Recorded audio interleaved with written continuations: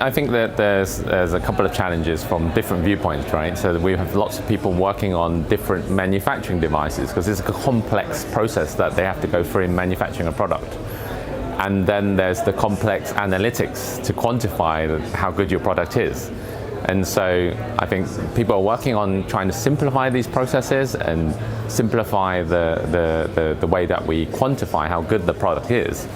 And there's a new consultation out about point-of-care manufacturing. So can we get this simplified enough that it could be by the bedside of the patient? And I think that there still needs to be work done there. But from a digital perspective, we need to be able to have real-time understanding of how well each product is going if it's going to be by the bedside. And so therefore, deployment of digital systems is essential.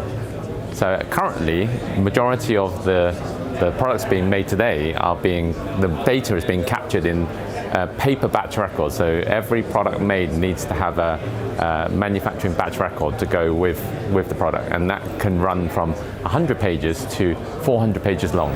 So you can imagine, how do we manage the piles of documentations for individual patients across a distributed manufacturing network?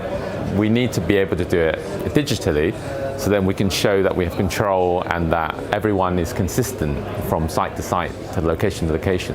Even today, where we have centers of excellence making these products, we have a very highly skilled team at each of these centers to be able to consistently make a good product. And so you can imagine if you're trying to make that 100-fold in a hospital setting, how can you guarantee that every product is the same?